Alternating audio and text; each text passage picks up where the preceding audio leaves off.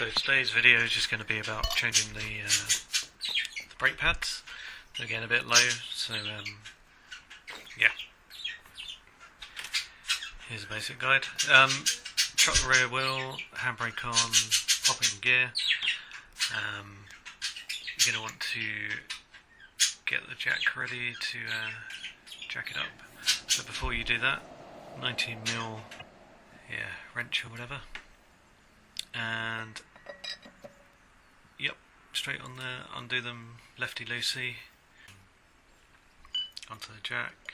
Make sure that's always done up nice and tight, so it's not going to collapse on you. Yep, just find the jack point, metal tab, drops down, should be nice and strong. Just yeah, make sure you're happy it's nice and square in the middle, it's not going to slip off at all. And then, yeah, because you've already loosened off the wheel nuts, you just need to crack them off, not undo them. Because they're loosened, you can then jack it up.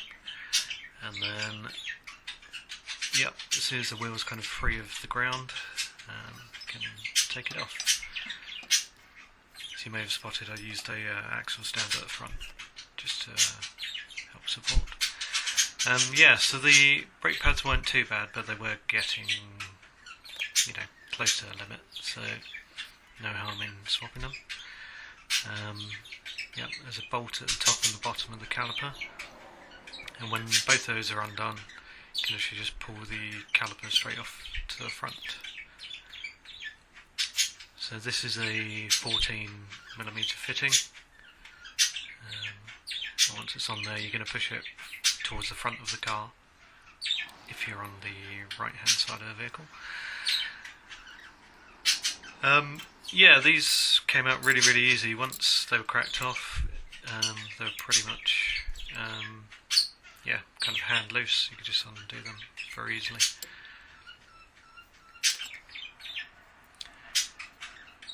They're actually very short bolts.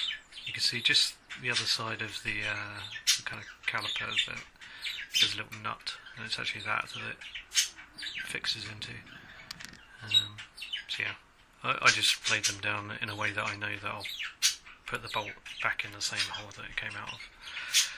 They should be absolutely identical, but I just, OCD, put them back where they came from. Yep, so once that's loose, it might take a bit of a wiggle to get it off, but it should be fairly free. Put the caliper somewhere sensible, don't let it hang off of the brake line. There's a bit of wire, or I just rested it up on top of the caliper, on top of the brake disc, there's enough space. But, yeah, so they don't look, terribly low, but yeah, no harm in replacing them. It was an advisory on the MOT, so that's why I'm doing them. Yep, the inside one you can see had a little metal tab, the outside one is completely plain.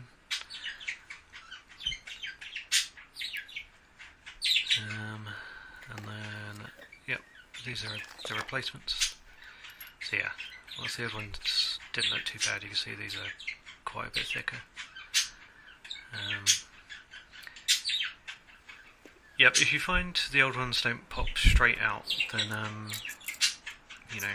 pry them out with a screwdriver, but obviously try not to actually scratch the surface of the disc. And yeah, as you've got the pads out, with the little spring clips that are going to hold the pads in, it's always worth giving them a little scrub. Get rid of any old brake dust and dirt. And then really it's a case of popping the new ones back in, which isn't too tricky. Needs a bit of copper grease, copper slip, copper ease, whatever you want to call it. And yeah, I'm just kind of putting it on the contact points of those springs. You can, if you want, put a dollop on the back of the pad itself to kind of,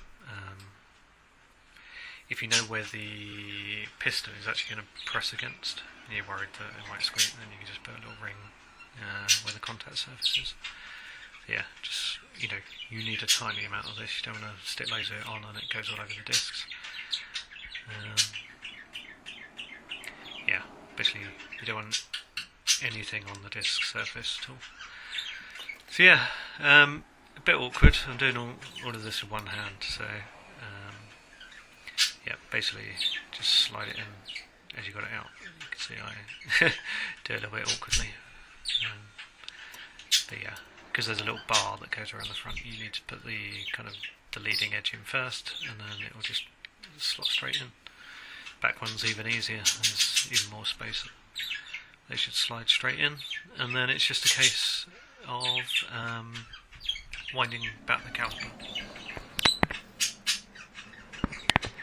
So you're going to want to get the caliper pushed all the way back in. So I have a tool for that, which, to be honest, I bought when I was planning to fix my motorbike, but probably about 6 years later it's still not fixed. Yep, so essentially you're going to wind this out, and it's going to push the piston back in. Because the pads were thinner, the piston's further out, and you're not going to have the clearance to slot it back over the new brake pads. So yeah, you just want to squish that piston all the way back in. Yep, with the power of editing. Yeah, you just wind that out, pushes caliper back in, and you've got loads of space to get it back on there without struggling and without loads of pain. If you find it's incredibly hard to push back against the piston, then you can loosen off the filler cap of the brake cylinder. If you loosen that off, then essentially you're releasing some of the pressure on the system, so it may help you push that back in a little bit easier. I'm sure it's true, but yep. So essentially, once you've slotted that back over, do the reverse, tighten everything up, pop the wheel back on, do the nuts up as tight as you can, let the car down off the jack. Make sure once everything's out of the way, you double check the wheel nuts are done up nice and tight, and that's it. Bye bye.